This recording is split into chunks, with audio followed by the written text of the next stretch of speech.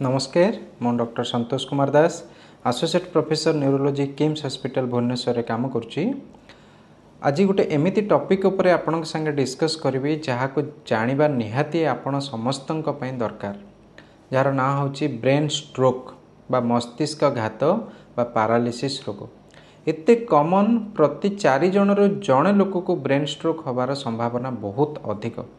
आओ आसंता 29 अक्टोबर सारा विश्व वर्ल्ड स्ट्रोक डे रूपे सेलिब्रेट करुच्ची, जार मुख्य लक्ष्य होची जनसाधारण मध्य अवेयरनेस बा सचेतनतार वार्ता क्रिएट करिबा, स्प्रेड करिबा मेसेज जे समस्ते ब्रेन स्ट्रोक विषय जानतु। ए रोगरू केमिति आपण निजको बंची परिबे, ब्रेन स्ट्रोक हेले तार कौन ट्रीटमेंट से संबंध में समस्ते किछि ना किछि आइडिया बा तथ्य जानतु। तो आमे ए जो टॉपिक को 3-4 क्वेश्चन माध्यम आमे बुझिया चेष्टा करिबा कि ब्रेन स्ट्रोक कौन, ए कहाठी बेसी देखा जाए, ए रोगर लक्षण कौन, कौन ट्रीटमेंट आमे अवेलेबल रही, आ कौन कले आमे निजको ब्रेन स्ट्रोक रो बंचाई परबा। तो प्रथम जोटा जानिया दरकार ब्रेन स्ट्रोक बा पैरालिसिस कौन। देखो तो मनुष्यर जो ब्रेन रोची सेटा रक्त उपर निर्भर करुच्ची निजे बंचिबा पई। जदि कौन से कारण रक्त संचालन में व्याघात घटे ताहले इमिडिएटली तत्क्षणात रोगी ब्रेन स्ट्रोक रोग रे आक्रांत हुए। एटा 2 टाइप रे विभक्त थाए। प्रथमटी जोटा कि मोस्ट कॉमन देखा जाए सेटा 85% क्षेत्र में ब्लड प्रवाहित जो शिरा थाए से ब्लड क्लॉट बा क्लॉटिंग जोगु रक्त संचालन रे बाधा प्राप्त हुए। आउ द्वितीय टाइपटा जोटा लेस कॉमन बट बहुत मारात्मक देखा जाए सेटा हला ब्लड प्रेशर बढ़ी की ब्रेन भितर शिरा गुड़ा रे फाटी रक्तस्राव हो जाए, जोटा को हमें इंट्राक्रैनियल हेमोरेज बोली कहता।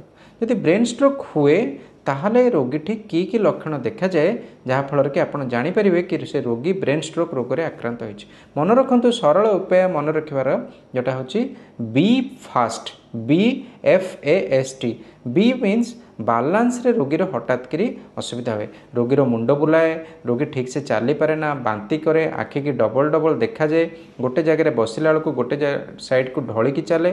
जदि एमती बालांस रे असुविधा हुए कि रोगीर जदि हठात मुह बंका हो जाए, कथा कहिबारे खनी मारे पाटी कि पार्टीर आदौ कथा बाहर ना कि भूल भाल कथबार्ता करे, जदि हठात हाथ गोड़ बॉडीर गोटे पार्श्व पैरालिसिस हो जाए, हाथ उठे पारे ना कि रोगी गोड़ धरिकी चली पारे ना सीधा, जदि एमिति लक्षण देखा जाए ताहले आपण जानबे से रोगी को ब्रेन स्ट्रोक होइछि।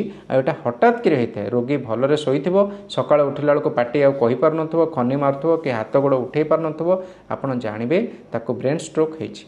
मन रखु ब्रेन स्ट्रोक होला कि तार ट्रीटमेंट प्रमुख ट्रीटमेंट होची ए जो रक्त जमाटा बांधी जाइछि ताको यथाशीघ्र से शिरा गुड़ाकर रक्तर फ्लो पुनर्बार अब्याहत करवा।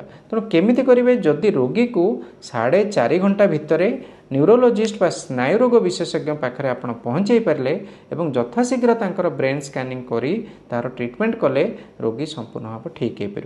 किंतु कौन देखा जाउछि बहुत समय रोगी एमिति हॉस्पिटल जाइए पहुँची जोठी कि स्नायुरोग विशेषज्ञ नहांती, ब्रेन स्कैनिंग फैसिलिटी नाही, प्रथम 4 घंटा सेठी ट्रीटमेंट करी जेतेबेले न्यूरोलॉजिस्ट पाखक आसूची बहुत लेट हो जाउची एवं बहुत क्षेत्र में रोगीर ट्रीटमेंट ठीक से हो पारुनी, रोगी ट्रीटमेंट कला परे भी पूर्ण ठीक हो पारुनी कि बहुत समय रोगीर मध्य मृत्यु घटुची।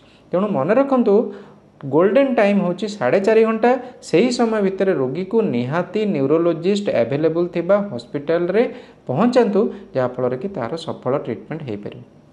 कहा क्षेत्र में एटा बेसी देखा जाए जदि आपंटे डायबिटीज अनकंट्रोल रोची कि हाई ब्लड प्रेशर रोची, हाई कोलेस्ट्रोल रोची, जदि आप स्मोकिंग अल्कोहल नौचंती रेगुलारली, जदि आप ओबेस बा मोटा आपण बेसी अछंती, जदि आपनकर कार्डियाक रे किछि प्रॉब्लम रोची, अथवा जदि आपण फैमिली रे क्या स्ट्रोक होइछि ताला आपण को ब्रेन स्ट्रोक हबार बहुत मात्रा बढ़ी जाउछि। तेणु यही सब जिनस गुड़े को आपण निहाती ध्यान रखंतु। मन रखंतु ब्रेन स्ट्रोक रो आपण निजको बंचाई पारिबे। एई वर्षर थीम अनुसार जदि आपण अल्कोहल स्मोकिंग बंद करंतु, नियमित निजर चेकअप करंतु, सुगर कोलेस्ट्रोल एवं ब्लड प्रेशर, प्रतिदिन 40 मिनिट एक्सरसाइज करंतु, सेटा कोई भी एक्सरसाइज हो जाओ, चलवा दौड़ा साइक्लिंग करवा, जिम रे एक्टिविटी करवा, वेट ट्रेनिंग करवा, जहाँ द्वारा कि आपण बॉडी पूरा फिट होकर रहिबो। मन रखंतु ब्रेन स्ट्रोक बा मस्तिष्क घात गोटे सीरीयस रोग, प्रति 4 जन गोटे लोग को एटा अफेक्ट होता है एवं प्रतिदिन हजार हजार लोकंकर मृत्यु ए रोग रे घटी थाए। तेणु जदि आपण कोठे भी लोक ए लक्षण देखुचंती तांको 4.5 घंटा भितर यथाशीघ्र न्यूरोलोजिस्ट का पाखरे पहुंचंतु एवं रोगर सफल चिकित्सा करी रोगी को गोटे नुआ जीवन दान करंतु जहा फल कि ए रोग कहारिठी भी देखा गले भी तार सफल चिकित्सा हेई परिबो। नमस्कार, धन्यवाद।